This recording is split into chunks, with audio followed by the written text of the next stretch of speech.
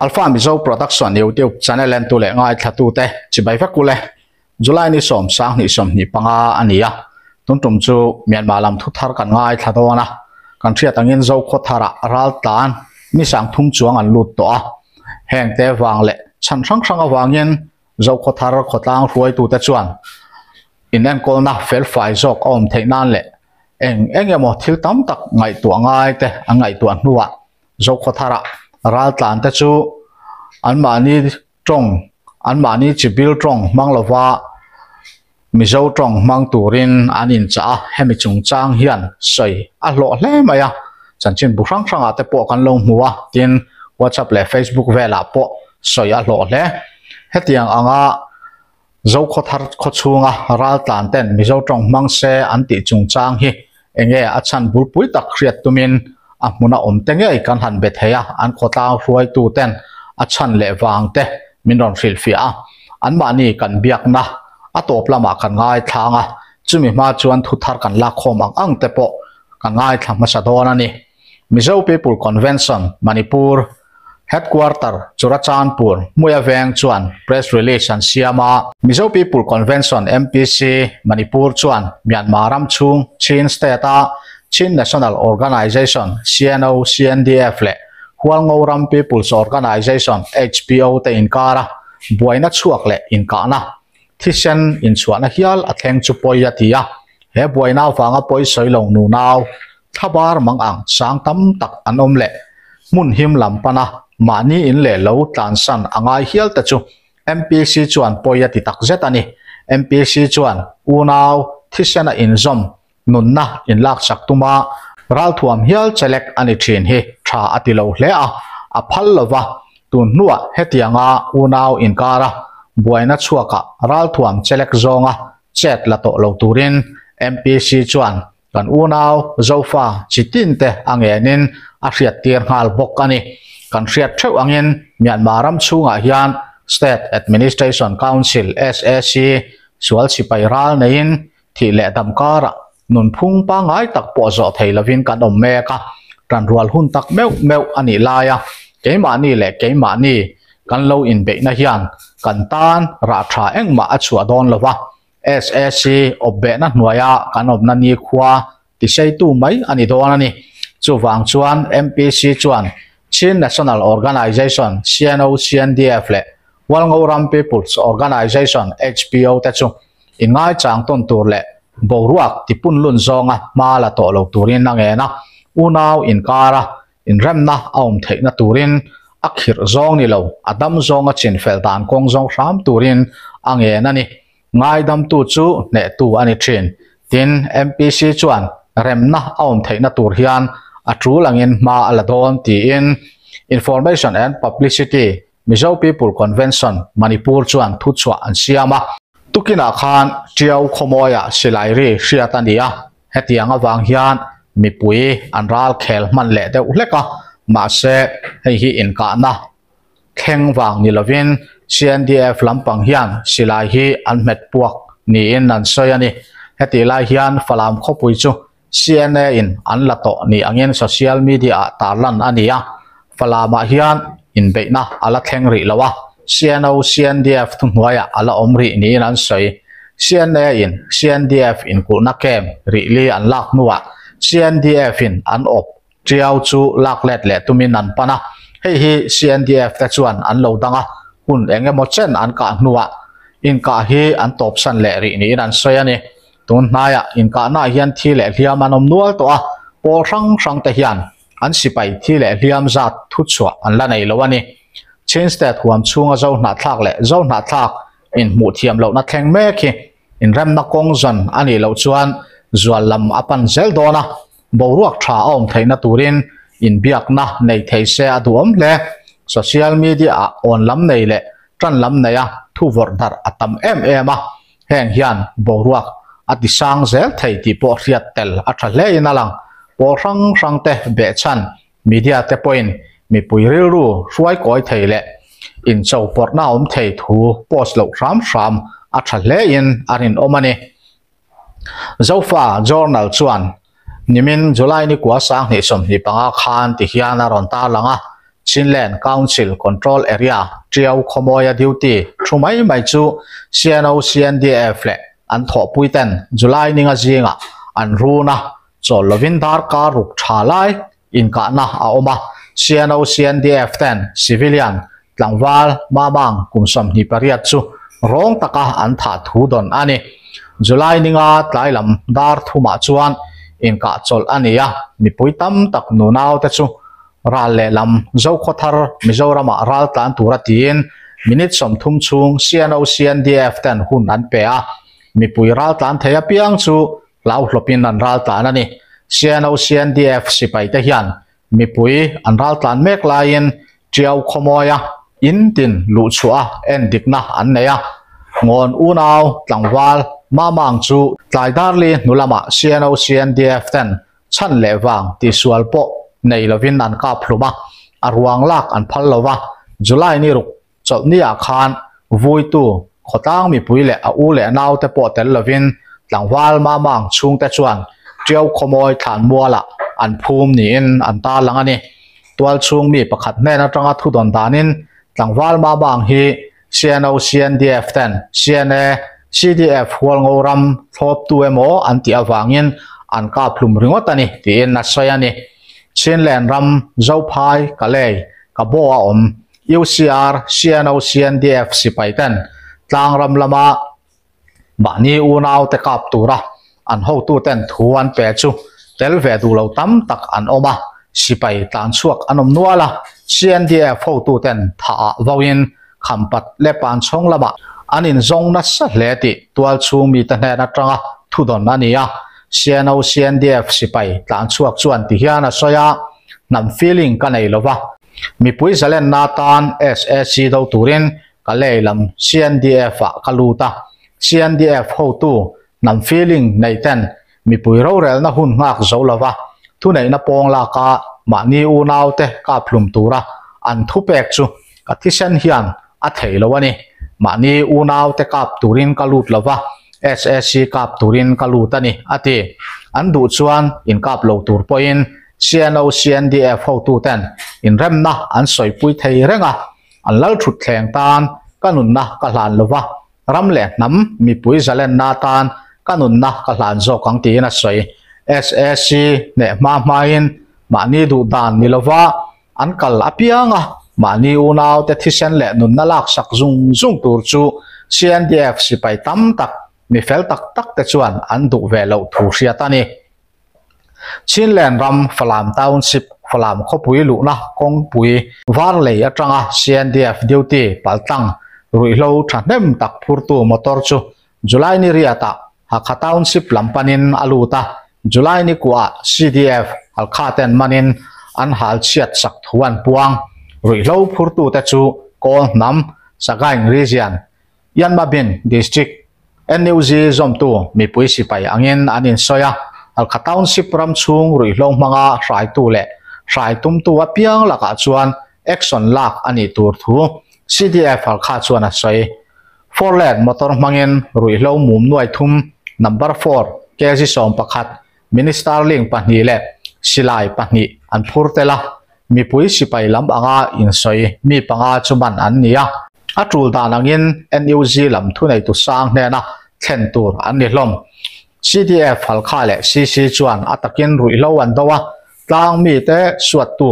ruilo chu mi puiten dawa thok tlang za ho turin mitin te an so mani kan soita kang khan zo khothar lama chuan ral tlan te mi zo tong mangvek turin an in tia hemi chung chang a hian thua tam hle maya len rual daily news chuan editorial a hei hi aron ziaka ngai thateang zo khothar YMA thu chuak kha zo khothar branch YMA chuan an kho chunga ral tlan emo tual chung mi po ni se mi zo tong chi amang turin nimin ni kwa thasari sang hi som ni panga khan an riat tira he khuwa hian bazar le khohar in vela tong bil manga in biak na atam thina wangin in lungrual nan mi zo tong man hi an local pui to thina tungtuma Myanmar buaina tharra wanga hetianga ma la thar ni lovin tun ma an kalpui thin chu anin riat thar tir le niin an soi he thu hi social media adat na sain ngai dan in cycle tak tak mule chiar tur po tam viau tun din mona hian mi pui lau thong thanem tak Mizorama ron tlan chekara Myanmar sipai te CNDF te CNA te CDF te an ral thuam le uniform da thain Mizorama an ron tlan lut mek ni in soi ania trong in theton lo te an ni fur nam tinin trong bil kan nei te hi manglo tura in ti ngot chi ani lawa heti lai hian tun din mun thing le ro in no la ya chuan YMA in ven thon thila mi pui kai hruaina du lian mizo trong chau man ni se an ti hi aturi ani mel ral tlanin an hriat lo tangin an kianga kan thi na tur thu thlengin an relin an lo in ron khom thei zep thua cheng lo tuna an buai in tan na pakhat po trong thu ani du lian mizo trong man khap na atanga bulron in tan ni in an soi kha Myanmar atangin zo khothara chi le chi trong ran mang tu te buai na wangin mun khata an lut khom meka ral tlan ho mun khata an om chung na chuan trong mun khat an man hi anin lung rual nan le mi pui him na ta na man ro poimo masa ani ve thei bok chu wangin atual zal nuna anin pum khata anin hriat ton thei na turin mitam berin an man tlang lon du lian mizo trong kholaya man tura an ti hi hun tong me katan aturi ani mele hemi chung chang bok pusi ti larin oma hian aron siaka ngai thak chun zawang Myanmar hi kum sang ni som pakwa khan thakhat chamin ka tlo ve a alo nuam khop mai democracy lo ni zui zel sela chuan ma an son chak motang chuti rualin Burma tun nu kum sang khazakwa somriat pakwa a Myanmar ni tatchawa ruai tu te khan British Empire an huat lutuk wange independence ram an ni khan English sap trong chuan hoem ema man zui du lovin khap te po an khap hial ani ome chutiang taka sap trong an huat ta ka chuan aram pum pui mihring te point British opram thin ni ma se India Pakistan Malaysia le mundang le ramdang angin sap trong an thiam lo pha zo ta veka voin thlengin Myanmar ri sau te chuan English an harsat pha an zirlai le khathiam tak tak te chuan an ni tur angin an ni phak lo pha ta India eroin English chu official language sa alapom zui zela hewang hian khovel ram pum huap le nam angin English thiam ram aloni ta zoka India Ram College University sang zir chuak te chu khovel ram danga ta an zon le an wa chua point harsat na an tok ta lutuk lawa ram chang kang zoka te po na duam tak tak te muin an chel thei ta fer fur mayani Indian chul chuak politician zinga po ramdang hruai tu nipha an kat tanuk mai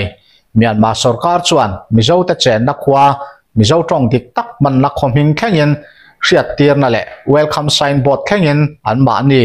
kol Myanmar tongin an siam saka kol horop chiar thiam lo tan chuan a buai thak tu tong hi chu thiam tamila khovel ramdang le namte zinga in thlahung dik dek lova minom tlei tir thei tu ania atam thei ang ber tun laia mizo nam rang te tong tual leng man ber common language mizo tong te hi thiam tamin hria ila khoi muna po India Mizoram Manipur Meghalaya Tripura Myanmar Tahan Tedim Halkha Kale Kabo Valley Yangon le Bangladesh Chittagong Hill Track area zofa te tan in biak po zung alo ol sampha thei jok dona mizo tong kan thiam phot chuan bo he hu na tur om lawang zo tong chu tong chuak thein tong bor ve thei kherlo ma se atlang puin an kha thiam sol deuh veka in biak po na tangkai le poimo le hlutakani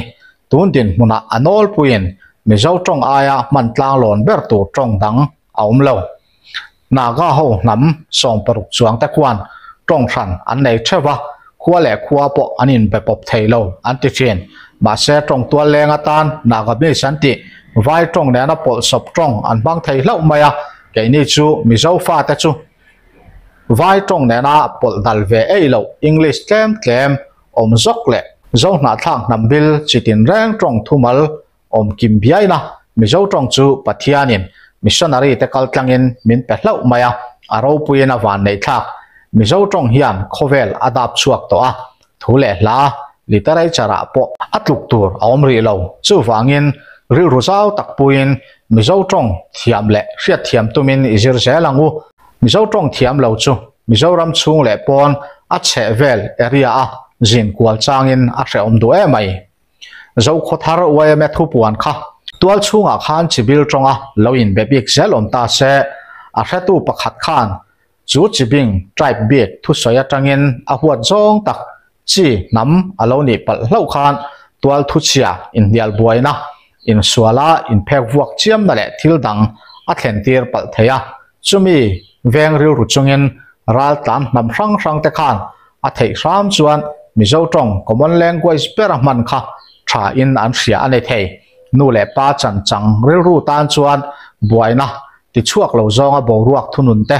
boruak siam te tur thina nam bil tong hrim hrim zukhap be ra be tumna awang ani kherlo thei zo khothara khian chibil trai phrang phrang ral tanin an tlan khom ri ni omania ti hian ngai ruat ve tai la zan thim thama thian dun pahnih chu an mani nam bil tong khan an ti zat zat maya an pia thian za ho chu nam bil dang tribe dang an lo nia an ni chuan an tonga tangin an nam huat zong takte ani ti hria in an suaron chiam pha thei om khom na nam chibing tribe big ta chu engem hleka an mani tong chuan anin be big zela ma se midang chu huna om ve ta chuan an thasi lo an mani rel le an chan chin chezonga soya motin nuam lo tiril ru devin anom pha ta anin kom ngei theilovin anin pum khat thei talova anin kara boruak thalo amin anom khom hlei thei talo zo khothar wayame hruai tu te chuan ngun takin chik takin an kho chunga chi le chi nambil le nambil in mu thiam lo na wanga buaina ma chon mek tu te chu sahim na le muan na zongin thabar takin an area an ron tlang khom ti an hria a an ni chuan yang mizo association wayame mitin tranpui tu pol an ni angin le hruai tu an ni ang takin boruak thlir chung zelin hriat tirna poimo an siam sakta ani arinom hetiang buaina ang chi hi mizoram chunga mizo te zinga thil thleng zen zen lo ani awangin hruai tu te le thunei tu te tan po lu hai thak tak atling thei chu wangin a thaper tur nia an ngai awrin na manga an lo puang chu dem vak tur anom lo thei wayame hruai tu te din hmuna hanin chan ta ila nambil hrang te te mun khata himna zonga ron tlang khom te in rem tak le buaina ti chuak lo zonga om tir dan chu ngai tua tham tak ani nge yang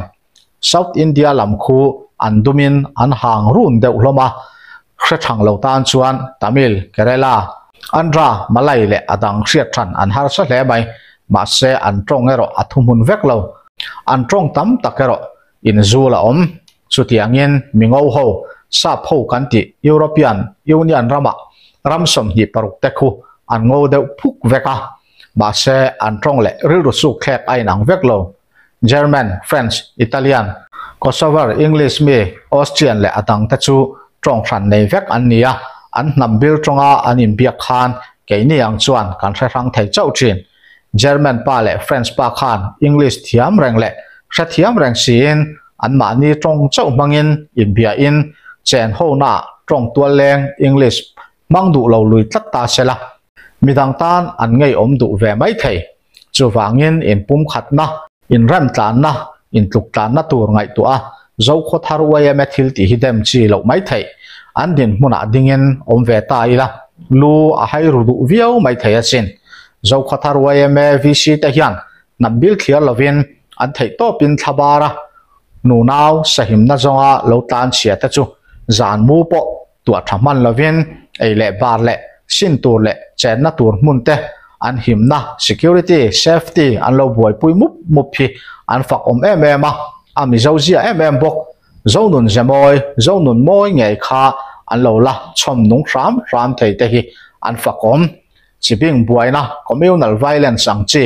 thunun buai thak tak tur ni na lang thu dik le dik lo lam ain mani nampui khwa le veng chi le kuang le adang ni wangin kanin full support in thi lungam puin champui sen leken man ruwa kanin lekhum du zel boxia khoi mun le rama po atlem zok minority ni hi a hreom du a irwalin minority zok ni in hrethiam a om te hi a ha dam atam zok te point atlem zok te tin mun dikna te za sak thiam a poimo hei hi hretlang ila tha in ka ria tu te emo chibing chibil tribe ngai tuana ril ru anglek pulavin an thin rim thuai thin awang te a thin rim ma ve vak mai lovin u chan chang takin atuam dam thei tu kai hruai thei tu zoka thuron pe thei tu zoka tran tum zelila bible nang ba ni lam talin rem tum ro u ati angin min lo ti tau khum deuh sok soka an lungpua ma an thin rim ta ani point u zok chuan anaw zok a hrathiam thin angin do thei takin an thiam lo ti dik tok lo te i fil fia pe zok ang u ni mizoram chunga in ti mizo big em te point kan u naw nam tlem zok te chu an trong ki te pain lo fia lo zok deuh ma se adik zok hril chongin lo mizo tu moin lo musit mai lo ila in musit na le in deuh so na trong kam chu tu tan ma hriat anuam theilo nambil tribe te zok te po mizo nam hlom lian tak om to nen atluk pui paralela zungaya zukhin vak vak tur ani love mizo ti chu khovelin a hreto a hrameka ala hresel chaudon bokani india ram ro pui khovela democracy ram lian bera constitution ang thapin mizoram ti apiangin a om to a tu te soi sel le soi chiat wanga mizo nam le ram chu boral le tlu che thut tur chi ani lo mizo tonga literature te chuan khovel atuam ve meka internet khovela pu google ate poin mizo ek kha sap ek kha mizo eka an chantir zung zung thei to ania ke chu pathian zara mizo tia hian kala lom ri e ole ka ngai thak ta kang khan trong poimo zia chu kan thungai thak a po khana chiang viau in alang trong hi kan in biak po na man ruwa poimo ber mai ania trong ber kan in riat po theilo chuan mihring ain lel tak tak theilawa ain po tak tak theilo tuna hian mizo nam mun rang om te hi mun khata infin khom taila tuna kan trong man theu kan chibil trong kan tiang chi te mani ram chan ang hian mang vet taila ti chuan mun khata ram khata cheng khom taila kanin ngei mia lawang tuna po zo kho thara po mizo trong man ram tha an ti na chan chu in lung rual lo na te in ngir ngo na eng emo achua an lau wang ani chu chu kan ngai thadona an ma ni nge nan sai chung ani awang chuan zo fa zo na tha mun rang a om te po mun khata in chun khoma ai khata luan za a ke pen kan soi fo thina ma se sutiang a thlen theina tur chuan trong thum mun kan man ma sak hi apoimo trong thum mun kan mat theilo chuan ral kan do theilo wanga kanin lung rual theilo wanga kanin po tak tak theilo wang tuna po new sakan ngai tha kang khan tuna Myanmar lama chi le chi in kar boina chuak le te po trong wang bok din an soya heng hi thil poi takani tuna hian mizo te po hian atam berna kan man du lian lu sei trong kan ti mizo trong kan ti mai hi mangtang theila kan chibil trong rab betin muai che in tha tham vekila kan ti na lamani lo kan vong nung rengang amai ro chu chumi ni chung reng chi chuan mizo trong bi ka hi man thiam ram tumila ti chuan khoilai munami te point in po taka kan man tlan thei tur trong ania mitam ber zong na thak tam berina kan man tual len alo ni to bok nen tin kan soyang khan khovel hian mizo hi min hreto a kan trong te po mizo trong ti ani chung ania wang chuan mizo trong paya tu te chibil trong emo mangle tur ang kha chuan thil ti chi ani to lo hrim hrima tin kanin sui khom na ping tur ra te po hian kan buai em thina at nam tlem zok le a chibil tlem zok ten an ma ni lo in vua sa ming kal san an thea ma se tuna hian mizo ti lo hian in sui khom na tur ming dang hi han in vua don tak tak taila mizo tamber zo na thak tamber mizoram chunga cheng te hian kan pom thei havin arin omlo zo na thak khovel mun rang om te kanin sui khom thei nan mizo fa te chu tuna hian kan official name atan kuki kanin tiang chin kanin tiang ti taila kan pom teu lawang atam berte du dan ni lo atlem zok te du dan anga kal hi democracy rama thil kal phung ani ngai lo hrim hrim chu wangin heng te po hi kan chut thiama kan thlir thiama in sui khom le a mun khata luan za kan tum tak tak ani chuan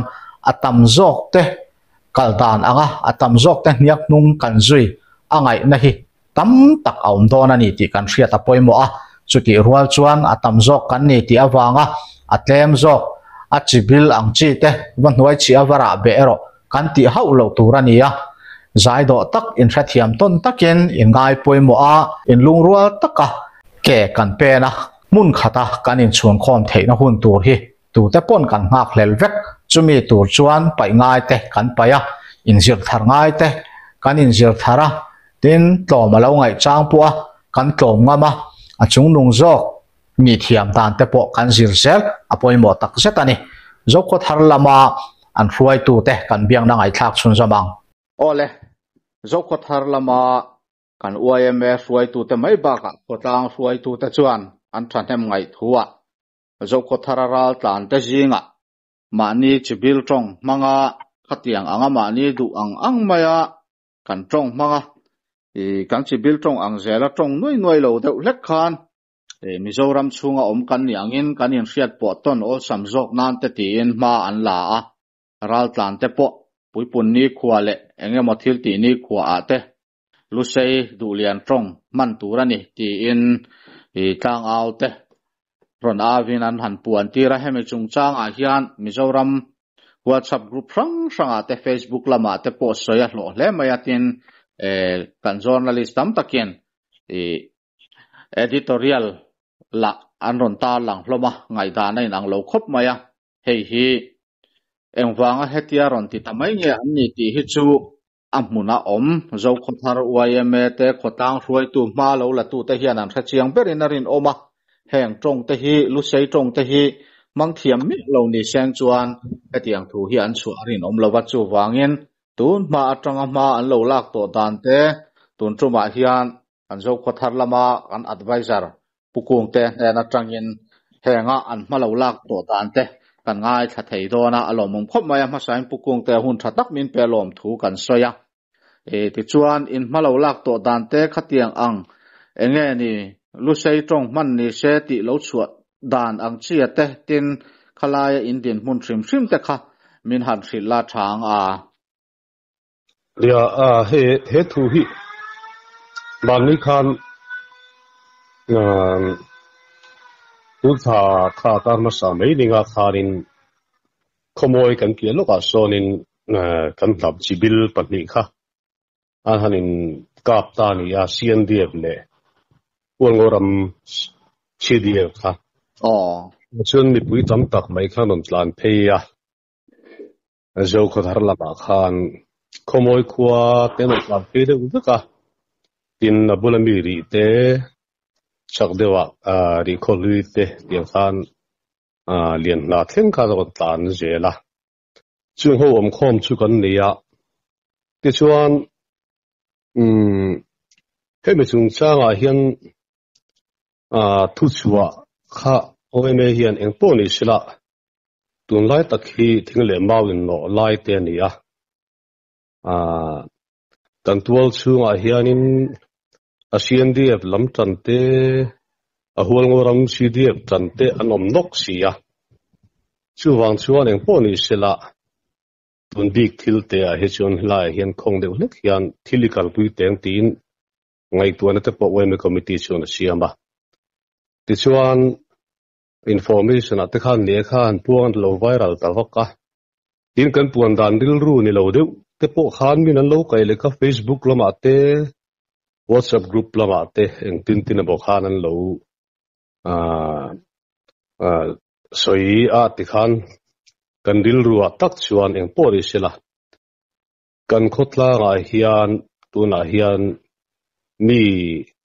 sang thum le zanga chuang set merong kalphe tu ngen ni ti kan rang to silowa an zawai mai hian athen chu falam tong da mangte athen chu lu sei tong mangte athen chu idim tong mangte athen lai thui tong mangte tin ngon te le tiang khan tong thang hi zo ko tara hi jon om sa re ngani chung ya eng po ni sela kan bo ro om dan an clear hian e to din hula chuan in ti thiam lo le in hmel buina te thleng palange ti in sim khur takin elaya kan Mizoram kan tong pa ngai man ber Mizo tong hi mang tlang turin in aw mai tiang chu ti lo chu elaya ke mali tul chung mi ni mai lo ara tla nong kal te kara te po hin ti thiam lo de le engmo in bat pala tul thi pal te po thilong ve the ni kan thiam lo in hmel boi pal te po tul chu a boi la lian jok te thleng palange ti lo thon na tang nia in sumi pia lama helaya ke mali tual chunga te po eng mo te han soi du te solam san chin aning ka san chin han soya mali ngai dan thui re wole huai tak lo sei du te nong ve thin boka ning chuan bo ruak che jok a siam pal kan hlawa me chuan ti khan eng po ni sira tun din ra chuan in in information in te phop mai te ang kan ti ya chu ti chuan kan soi kan han soi pia na kan bala mi ron pia kan wangin khotlang o te abron suai me o chia ani lowa ni malnga mi ron bethut amai ro chu wai me te khotlang ri lu de khatiang kha ani ti kha kan soi du ti chuan e du chu ni tun ma tangin zo khatar hi nam peng khang khom kan nia tem khom kan nia kholo no pang te kan nia chuan kho chak lama tang kan lao te por lam he tan oma ai zo la tang te lung le te so ta lung tlai sia ha te tiang zel khan helai champhai le chevel kho thang te kom khom kan ni ni tong po hi man la tam ko maya sa ring to maya na ka soyang khan kan mang tirim lai tui poi tong abi zo tong tin ngon tong ti kheng hian om sa ve ka ni om sa ve ka khang ang kha zo ko thar ko hau sak na po kan nga ya ti ni hian kan kal tong kan pi pu te man kha hela hen om sa ring to ni nar tun lai bo ruwa khar sap lai tak mai hi chuan mi khin ta na poi theile tenom kho veng te ta na poi thei thil thleng ani vai khatia ti ha kan ni ti kha an soi ti ra ni sela chai ka ya tin chu mai ba ka tun ma tangin zo kha thari khono pang ani ba ka thil tam tak le kan kho chan chin history hi zo kha chan chin le history hian chui tai la athalam hi ari hi atam wak lova international boundary om kan nia zo kha thari Myanmar ne na in richa in sumdon hun pui kan nia ti chuan ke ma ni du than po ri chong lovin bungro sumdon na kong ania akala ti chuan chu tiang zel chuan min adu than na ni mi lovin ru lo ti tu de pon tol na ran mang ve po ni tiang chuan ania local su ti kha kan ti thei bik si lawa chuan yang kim mai hi an han mana chanchin thara zo tha chu tiang chu le mana ti khani de zel mai le media wangsula kalkong ani wa hin kan thlai tu te ma po hianin lo in lo du lo ken kai du ve tok te no ve zok thin bok ani man an han nia khoming hi che me maya tu mai ba ka khwal ko te ran lo kala helaya nam thang mizong na tha nam thang khom kan di ti helai a ho sang na le culture kan tong ro hlu te hum hal na lampang hi ngai tu lo hian Mizoram lai li tang te jok po hianin a zo khathar chu an zia a tial le mai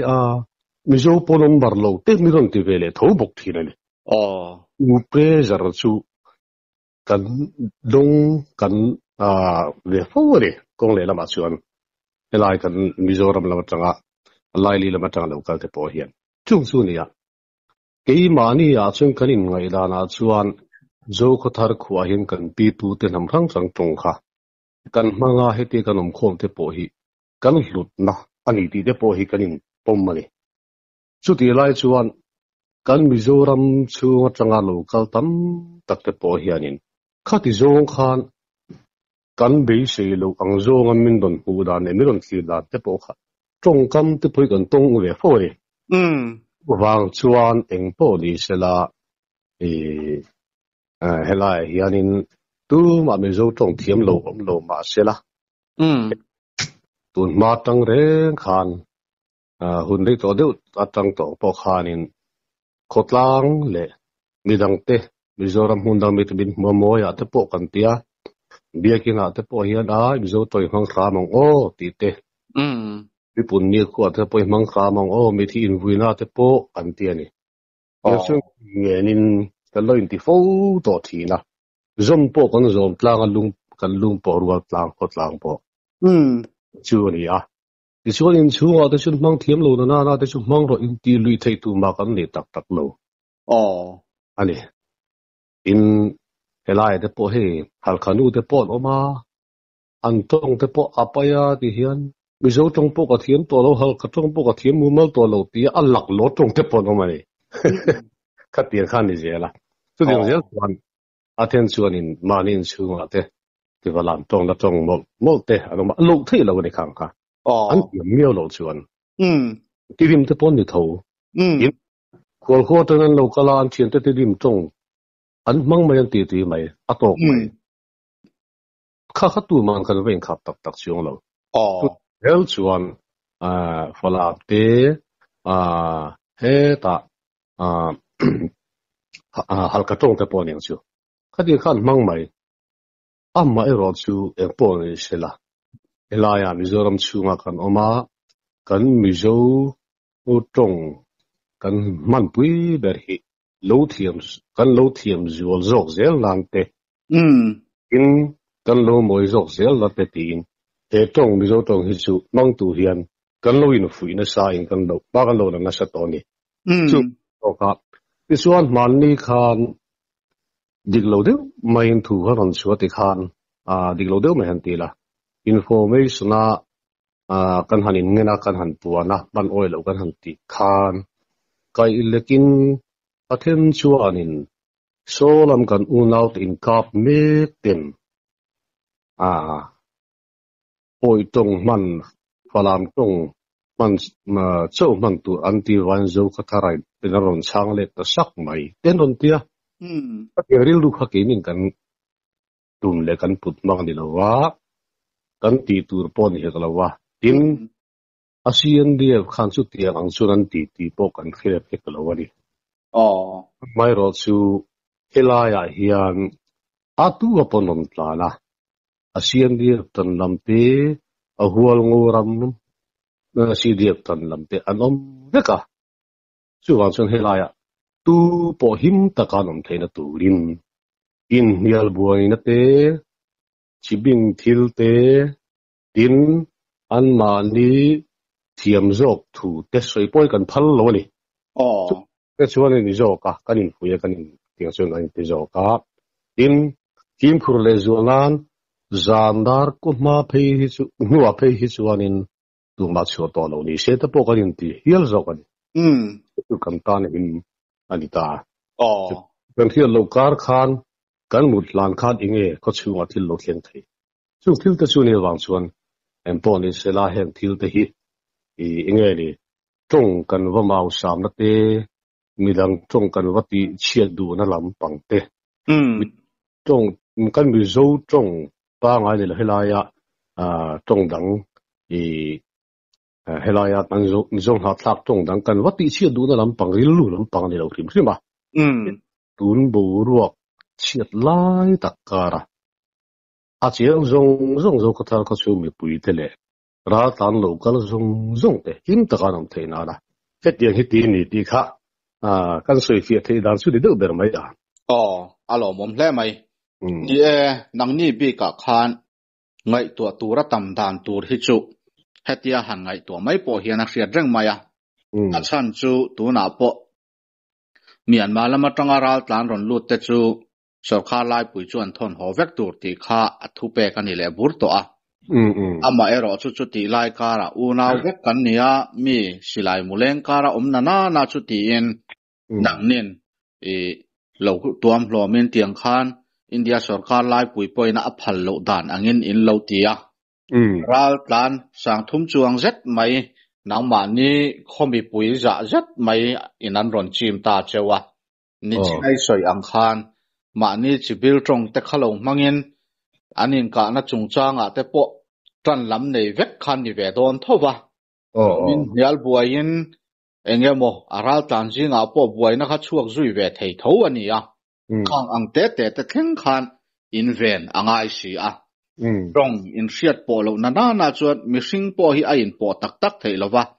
enge an soi khanang nin in hre ve to don si lova thataka in bia moin ti lai khan mihring ta chu kan mi zia po lo in ang lova ru thok thut nei chin ni phei chuan kut te po han tho zui ta mai selangin in ming che dan tur chu ral tan an in ti boya chu ti khati ti kha ni le tho do na anga wang khan thil thui tak donin khatiang ang khan ma in lo la ania hetiang ang konga hian ni e tu na atop lo mai soi ang khan mi ngai thak du tur ang chi zong le engemo be sei lu tu ka wanga thu dik tok lo mi beng ti vir tur ang chi zonga thu pui mak sak deuh hlek manga mi thu han kai leka mi pui hria ta han ta lang du mai chi te hi kan om vek thina hem fil thalo tak mai ania zoram chunga te pe chuan kan hria du thila omani chuan ti hian hei nang ni point hong takin voi tam kan in beto thina barka poi tira tang point nang ma ni lam hi karon be fo chewa in hong takin ti hian thu dik tak min ron fil sa thina a thale in ka sia tungren tlang au dan chung changa po hei voi ni thlengin in hialna zoram chunga ala om ta luai maya kha nang ni point chan thatak nei lo chuan in ti lawang ti kha ke atira tanga ka lo ngai dan ni atu nai soi ang khan kha a chan le awang chu chiang takin ron soi fia ta a zoram mi pui te point hetilai ral khat a him china tanga ke ma ni ngai dan lo soi vaka a zo khothar lampang lo dem vengot ang chi te kha thil fu tok lo aum ve thina ni ti kha kan ria ta poimo in ka ria a mun ma cheng ve taila ral tlan mi sang thum chuang zet mai hi kan kuta om ta se tun ai hian ral tlan ho chunga dan le hrai kan siam po hi atamina khau zok hial mai the ani chuti theng chuan kan ngai tu kai ve anga in ka ria a ngai tu turatama an chiat an that engkim in kut ani sia wangin khathil thatak mai ni in ka ria a tin ka soita kang khan zofa te in sui khom le na te po hi kan tuipuya kan soina sa a adik em rual hian tuna kalong mu ve dana hi chuan ke chuan trong chung changa po trong sang kan man chung hi chuan ril ru tak taka in po na hi nei kan har sat vek don ti hi kalo thlir ve dana nia chuwangin common language satana mizoram chunga po chi peng sang ten dulian lu sei trong kan mangang hian hei hi mangtlang vek theila azo khothar kher ni lo hian mun sang ral tan te po hian kan omna mizoram chunga an tronga hi thiam ve ngai tumin hemi hi kan thei angin mang ve zel taila chu chuan kan in u naw na konga po na sat takin min puyanga kan in po tlang zo kang ti hi kalo thlir ve dan ania yang ni lova ke ma ni chibil tong kan omna huna pianga seng lu zel tuma kan kalsan lei thei lo chuan kan zu omna tenen hian in po na tak tak om thei lawang ti hi kalo thlir ve dan ani khalaya kha kan soi kai ve le lok duwa ti chuan enge ni ral tlan chungchanga vo in ni lama te emo in ka na top nuwa hian ron lu bel te hi an la omem le voin lam hi nun phung pa ngai angin khochu wa hen kal to wa hian kan zu kal wak lo wa mara chu kan vc te le khulaya police te le asamai fu te sun duty renga laila ma hen record tharo me om lo chu ka khel lo wa kan la khel lo wa la zu kal lo wa ngin a local zeu hi chu dimin thleng kan an lo om ve de we maya chu chu ni ya en poni se kan cha du chu ni e heng til vela hianin zora me pui te po kanin beta sa tu hi ni e kai lek pal mali mi te beng war mi te na an sia du tu le mi ten an mudu tur anga atle ma sia chian lu tuk lo han kai leka han ti danglam deuh khet te ang hi lo om pal ve thei a chung laka chun phim khur deuh hi chu tha khop ding ka khia a la ya ke le tur tu ber kan ni a zo khathar hi ma in rat lan hi om het sha hi chu ko zaruk bor vel zet anom bet to sa a ke tlat hian chung chu tu na mi heron bel le ta mi sang thum le ti bor vel hian chung chu kan din mon an me kan i wa hian ke mani khotlang tar po thil him lo te hi kan du yan la feta han kal ngai chang te hiong ve zo zo wa tim ten khat te chuan in kan in nem lu tuk min ti bok ka yang chu kan nia om dan tu to po hi thiam har khop maya ama ro chu kan dil ru chon tu ma hi en khan bi kan le lawa la khan bi kan le lawa rol khai ta ka lo tlan mi har sa mang ang thi lau ron tlan na la su ta hian an om ve thei na tur kha kan bo se ani deuh beng mai chu chu kan ni phung ani ya kan phak to kan hi ma kan ti thei tok tle me me maya kan phak to zelin thil kan ti ya soi se na tur tam ta kan o manga ma ro chu kan phak to box en ma kan ti thei di lo ni ti khan in sia sak che kan du deu ni le ni alo mum hle bai ko tlang ma ni khomi pui te aya tam ti khan in lo do la ni a soi ang khan mi an thum hun vek don lo wa fel tak tak tha tak tak anom lain ko mo lo bol deuh te po kha om ve zel thei ani a khang ang zong te nen khan a franga dan le hrai han siam bi ka han in khung hran te kha thil thei ani to si lo wa chu nin khalai ral tan ho te le a khotual mi te po in lungrual zok le in po tlang zoka inom theina turata na in malak na vekani ti kha ti zoram mi pui te poina kan lo hriat sak poi mo in ka hria a tin na muna om chila chen chil tu an nia a soita kang khan mani in chunga te mani chungkua an va in biak na ang chia te ro khatiang ang khan strict takin thilan kal pui hran chuang lova ma sengin pui pun na te kholaya a hu howan han tal khom na te chuan mi zo tong khamang ram sela in po tlang na tin thil dik lo le engemo kan soita kang khan ral tla na te hi tuna in kap te ale lama tran tu nei ve ten lo ni boka wang khan enge bo pala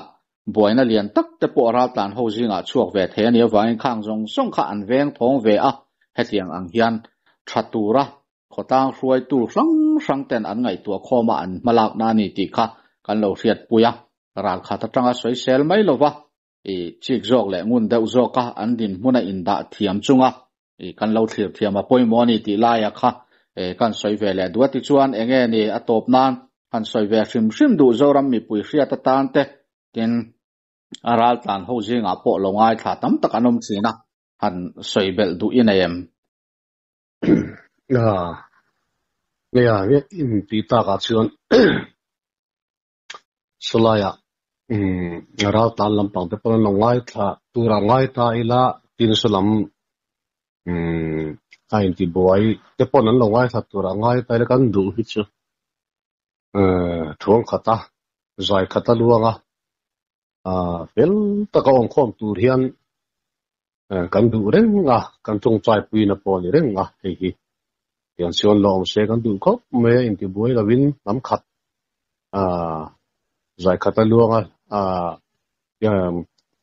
yang om tur chuan in ini chuan kan du reng maya chuan chu tiang tur po chuan an ruai du te in an mali me bom zong in an mi pui te po hiarin an mali tan lam big nei lawin solma mi big tan te po ngoi huna te po no ngoi thiam deuh tu te po hian kan han bei se deuh trong kam chia te in pu mo ton mai lovin thata ka om tlang za tu hian bei se na alian tak kan leya tun hian hong nei athalamin nei se kan du khop mai ti kha kan cha du ne sila tin zoram mi pui de po eng thila hian chet fel lo na te athalo lai te thur chu nal lawa athazonga eng te siam tura ngai tu na banga kan trong chuak te kan thil ti chu reng te po hi ni thei se kan be se bo kan ni ti kha kan se bel zok nge ole alo mom hun thatak mai min pe a tin kan soi kai le ram du chu hetiang ang isu om hian kan ria tangin khwal thu thang le ar pan chuk an ti ang mai hian thil hi akal zel phei chuan thueng enge molo bela thil ni lo deuh chuak mai hi aum du thina hetiang konga hian in khotlang thil thleng te mi puin an riat tura tan ti in kei ngai pon voi tam karon beto thin chawa hun har sa tak le hun to tak kara po zoram mi puiten thudik zok an lo riat theinan tiang hian thudik tak miron puan chu sak thina nangma mai pia lama in khotlang ruai tu te in khotlang pum pui chunga po lom thu ka soi tak meu mewa tin veng dang khodang ang chi ya te po chen khat youtuber lo bedu lo ang chi te po kanom thina a chan na omanga kan vadem ngot theilowa ama ero chu hetiang ang thila lo thlen hian thudik tak han riat wat hian thu kalkwal vak tur le dot thuleng vak tur ang chi hi kan u bet wat maya thudik zok aron lang chuak thina thil thatak ni te po hian alang ve a khalaya khazoram mi pui te po hian kan riata thudik tak puang chuak tur hian media lian tak te po kan ne ma sengin heng ang te hi chu puan chu hun bi nei an ni awang hian khatiang anga thudik zok an ron puan chu ma khan thuleng wak enge bo hi tam tak alo om man thina chunga wang chuan hetiang anga kan in biak ruala mi pui hmu'a lo ta lang mai thei thin kan ni awang hian heng anga nang ni poina chung chu sia a thudik in ron puang chuak thin hi in chunga po lom thu kan soi tak meu mewani enge bo bo ruak deuh danglam deuh te om le ta ni le karon bele don cheunia ole alo mom lu tu ke